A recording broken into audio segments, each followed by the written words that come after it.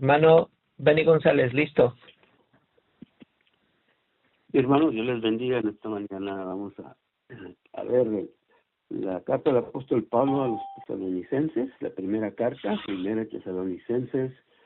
No voy a leer muchos pasajes, no son aquí y ahí pues, para ver el contexto, pero la iglesia de Tesalonicenses llegó a ser una iglesia ejemplar, no solamente en Macedonia, sino que también en Acaya.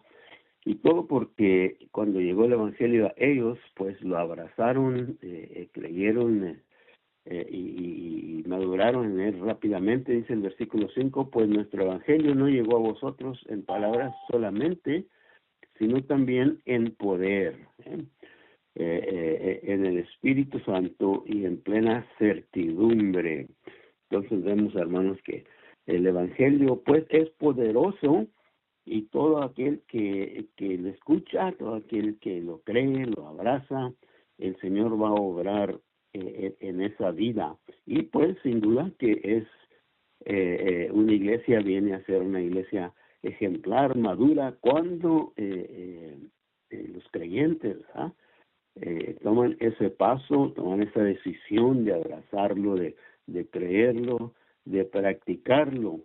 Dice entonces en el versículo 6, y vosotros vinisteis a ser imitadores de nosotros y del Señor, dice el apóstol Pablo, recibiendo la palabra en medio de gran tribulación. Pero hermanos, dice, lo recibieron con gozo del Espíritu Santo. ¿Qué diferencia hace, no?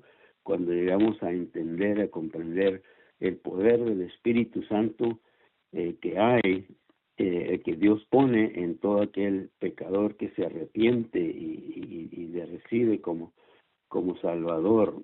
Y sabemos que no es algo que tenemos temporalmente, sino que es algo con el cual el Señor nos sea cuando venimos a recibirle como Salvador, hermanos. Dice el versículo 7, y de tal manera que habéis sido ejemplo a todos los de Macedonia y de Acaya que han creído, porque partiendo de vosotros ha sido divulgada de la palabra del Señor, no solo en Macedonia y en Acaya, sino que también en todo lugar vuestra fe en Dios se ha extendido, de modo que nosotros no tenemos necesidad de hablar nada. Parece ser que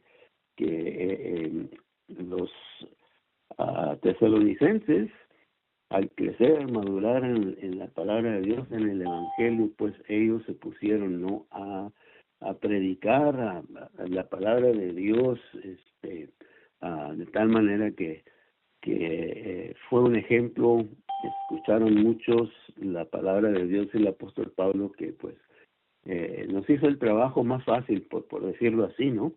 Porque ya los tesalonicenses también habían participado en el partimiento o en el esparcimiento del Evangelio, hermanos, que dice el versículo 9, porque ellos mismos cuentan de nosotros la manera en que nos recibisteis y cómo os convertisteis de los ídolos a Dios para servir al Dios vivo y verdadero. Versículo 9, hermanos, es un versículo que nos da a saber lo que debe de suceder, ¿no?, en la vida de un pecador: arrepentimiento, que deja las otras creencias por creer y por servir al Dios vivo y verdadero. Dice, esperar de los cielos a su Hijo, al cual resucitó de los muertos, a Jesús, quien nos libra de la ira venidera. Termina el capítulo 1, hermanos, con esa enseñanza, esa seguridad, ¿no?, de que el Señor Jesús sí murió, fue sepultado y resucitó, porque un Cristo muerto no puede dar perdón de pecados, ni salvación a nadie, pero un Cristo que resucitó sí lo puede. Y gracias a Dios por su muerte, por su resurrección, que tenemos redención por medio de su sangre. Dios les bendiga, hermanos.